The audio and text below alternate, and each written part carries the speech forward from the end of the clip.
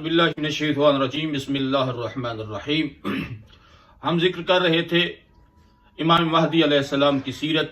آج کا ہمارا موضوع ہے، ہم نے 2 نشانیاں امام کے ظہور کی پہلے ذکر کی تھیں اور 2 کا آج ذکر کریں گے کہ یہ نشانیاں جب ظاہر ہو جائیں گی اس وقت امام کا ظہور ہو جائے گا۔ یہ تیسری نشانی ہے خروج سفیہانی۔ ایک خروج ہوگا ایک سفیانی فرد کا جس کا نام ہوگا عثمان بن انبا واگھا۔ یہ یزید بن معاویہ کی اولاد میں سے ہوگا۔ پہلے دمشق، حماس، فلسطین، اردن، قسطنطین پر حکومت قائم کرے گا۔ اس کے بعد مختلف اطراف میں لشکر روانہ کرے گا جس کا ایک حصہ بغداد کی طرف جائے گا، نجف اور کربلا میں صاحبان ایمان کو قتل کرے گا۔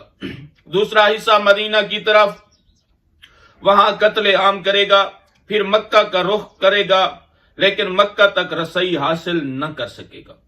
تیسرا حصہ شام روانہ ہوگا، راستے میں لشکر امام عصر امام مہدی سے اس کا مقابلہ ہوگا۔ اس حصے کا ایک ایک شخص فناہ کر دیا جائے گا۔ مکہ کی طرف جانے والا لشکر 3 لاکھ افراد پر مشتمل ہوگا، ایک صحرا میں دھنس جائے گا، صرف 2 افراد باقی رہ جائیں گے اس ملعونوں کے لشکر کے۔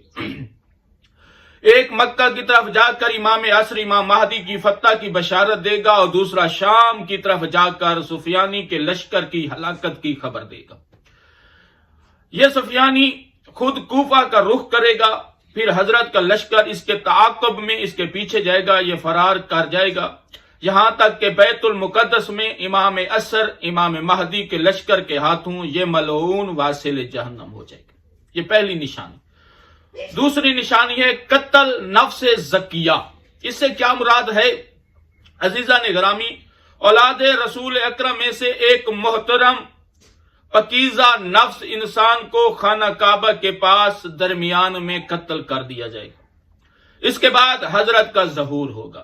جب سمجھو کہ کعبہ کے اندر مکان رکن اور مقام کے درمیان میں ایک مومن اولاد رسول میں سے پاکیزہ نفس نیک اور صالح بندے کو قتل کر دیا جائے گا، سمجھ لو کہ اس وقت امام کا ظہور ہو جائے گا۔ والسلام علیکم۔